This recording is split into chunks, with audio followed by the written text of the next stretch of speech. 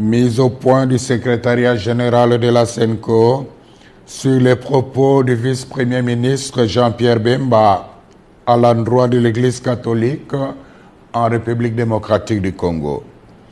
Le secrétariat général de la SENCO a suivi avec stupéfaction les propos ahurissants, discourtois et menaçants d'un ton martial du vice-premier ministre Jean-Pierre Bemba à l'endroit de l'Église catholique dans son interview à la radio Top Congo ce mardi 4 décembre 2024.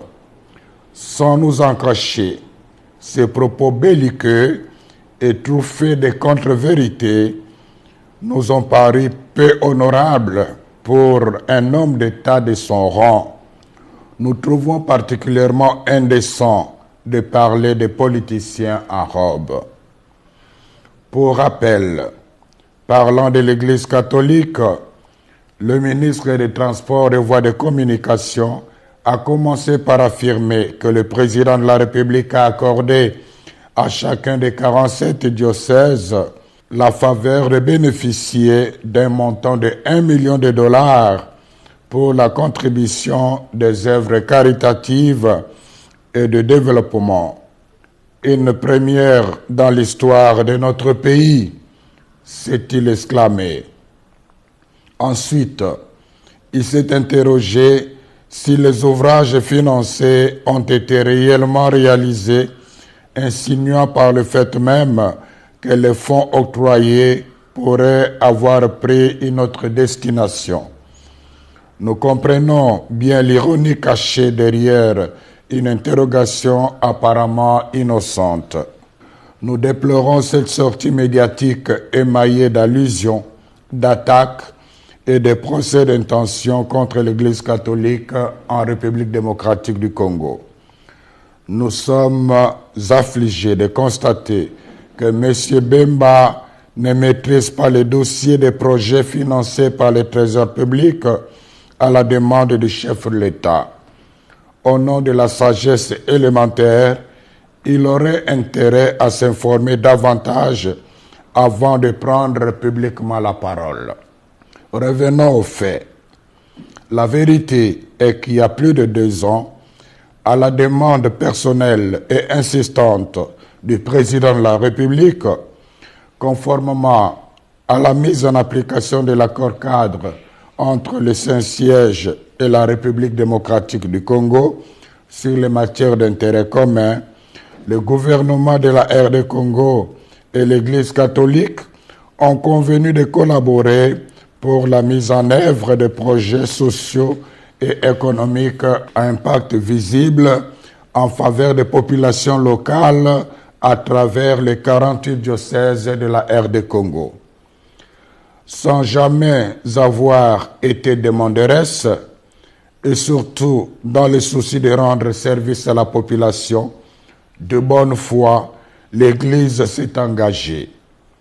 Auréolée de son expérience incontestable en matière de développement et des avantages de son omniprésence en territoire congolais, elle a accepté cette lourde charge en vue de contribuer au bien commun des Congolaises et des Congolais qui, comme on le sait, est souvent compromis à cause de la mauvaise gouvernance et de la corruption. Signalons toutefois que, pour des raisons pertinentes, largement compréhensibles, l'archidiocèse de Kinshasa s'est abstenu d'accéder au fonds. Dès le départ, le gouvernement congolais s'est engagé à mettre à la disposition des diocèses trimestriellement un fonds pour la mise en œuvre des projets retenus par chacun des 47 diocèses en RD Congo. Pour des raisons de trésorerie, il n'a malheureusement pas respecté l'échéance, mais il n'a pas renoncé aux engagements pris.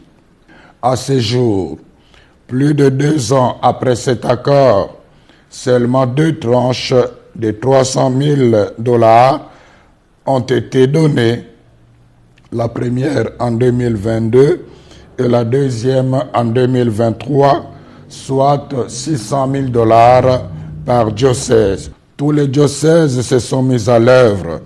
Certains ont même reçu la visite du conseiller principal du président de la République en charge des questions religieuses.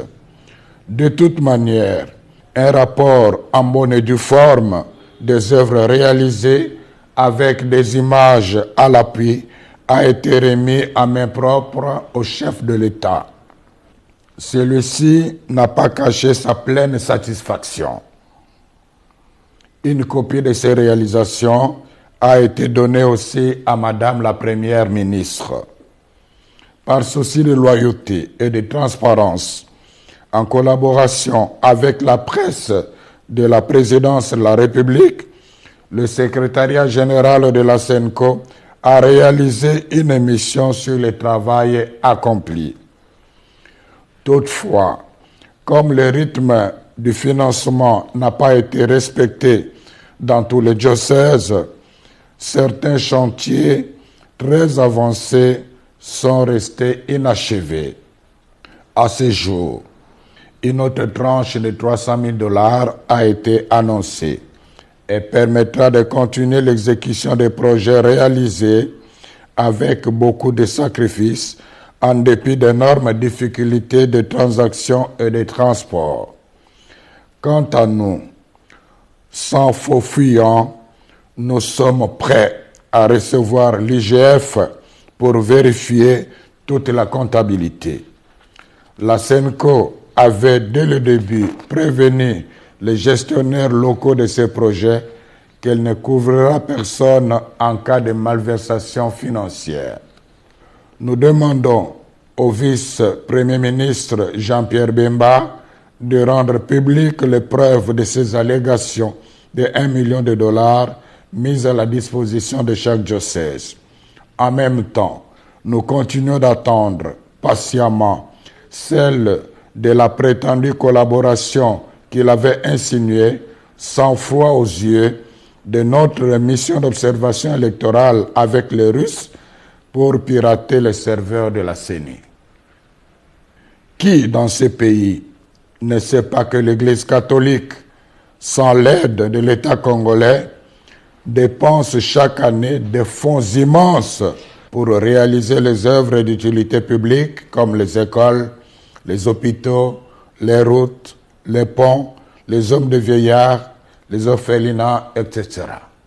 Par ailleurs, nous avons apprécié que le vice-premier ministre, ministre des Transports et Voies de Communication, rappelle la mission des hommes de Dieu de rassembler tous les fils et filles de la RDC, de parler de la paix et de l'unité.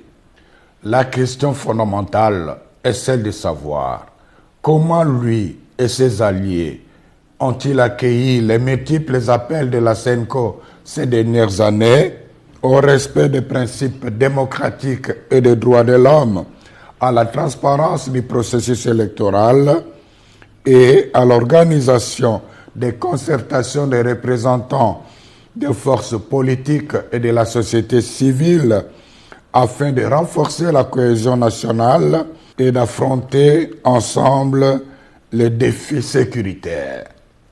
N'est-ce pas au nom de la même paix que la SENCO demande de ne réviser ni changer maladroitement et imprudemment la Constitution?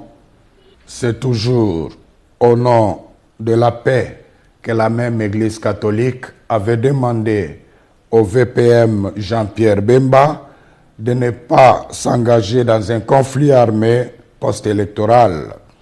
Conflit qui a fait plus de 200 morts, dont les enfants en uniforme en 2007 en pleine ville de Kinshasa. Où trouve-t-on la haine dans les messages de l'Église catholique? Nous réclamons les preuves tangibles. Aussi, faut-il rappeler qu'aimer quelqu'un ne signifie pas applaudir même ses erreurs. À cet égard, nous souhaitons ardemment que le vice-premier ministre Jean-Pierre Bemba se souvienne que l'Église qu'il vilipende avec dédain depuis un certain temps est la même dont il avait bénéficié de 2 précieuses visites pendant qu'il était en prison à La Haye. La vérité de l'histoire renseigne la sagesse, résiste à la frivolité du temps.